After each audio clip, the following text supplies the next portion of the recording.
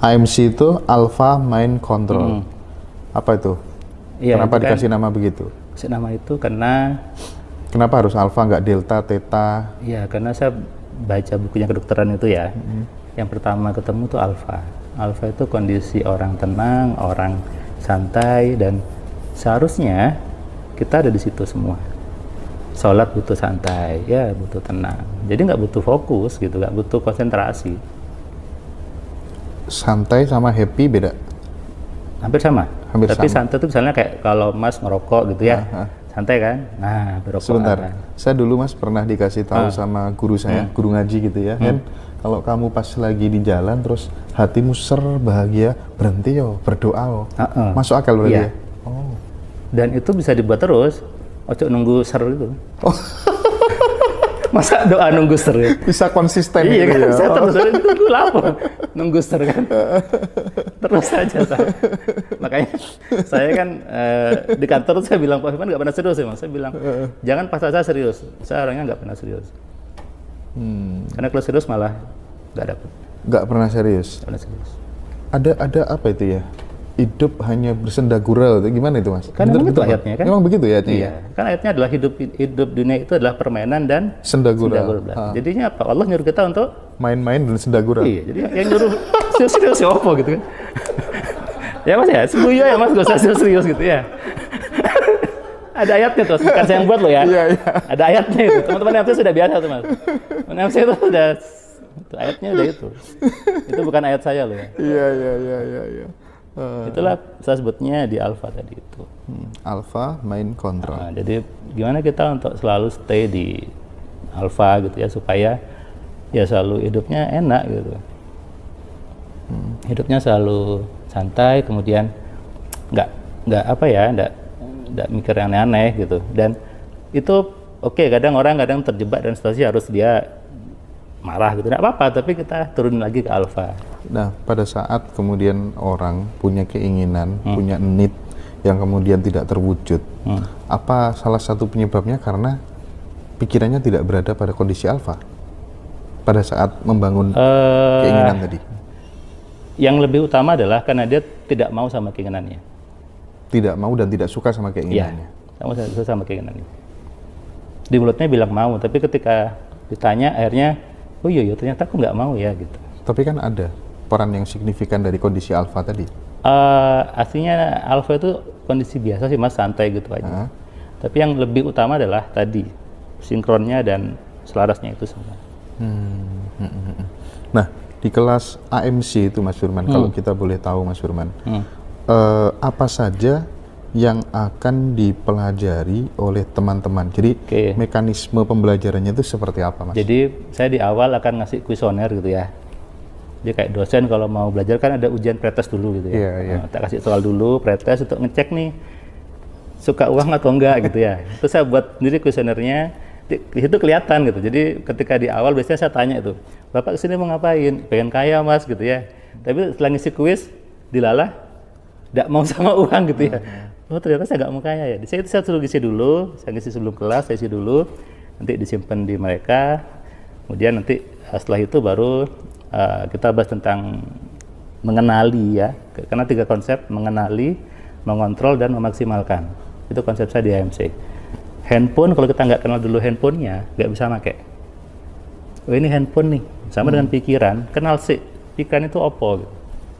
Jadi tahu dulu pikiran itu apa, bentuknya gimana, kemudian isinya apa, baru kita mengontrol, kemudian masuk ke rumus bagaimana merubah semua program di kepala, kemudian masuk ke berdoa juga gimana. Lalu tadi sampai kita sadar bahwa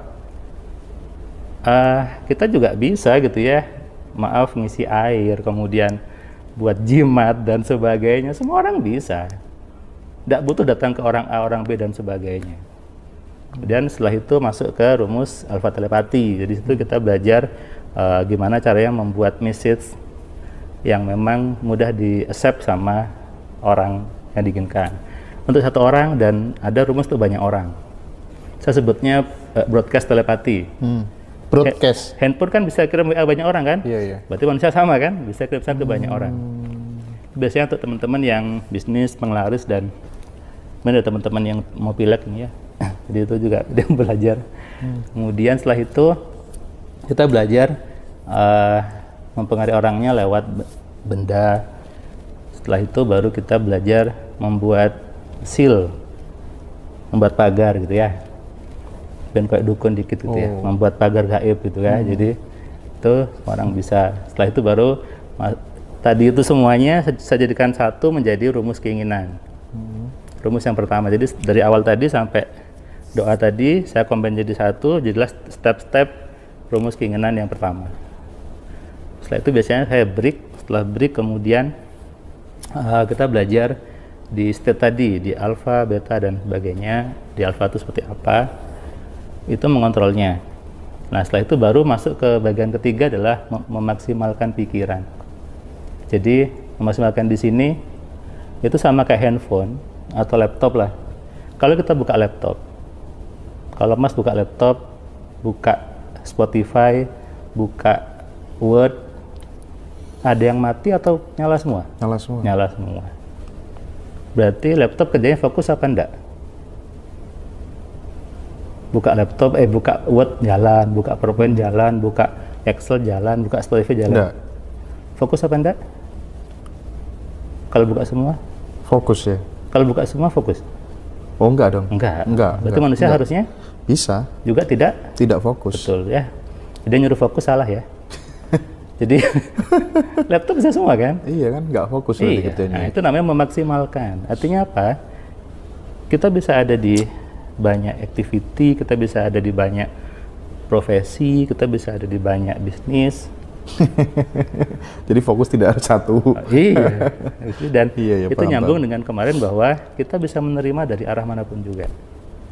Nah, itulah masuk di materi memaksimalkan pikiran di situ. Dan itu saya mengenalkan sebuah konsep di situ. Mungkin teman-teman yang tahu saya sudah pernah baca gitu. Saya buat namanya sahabat virtual.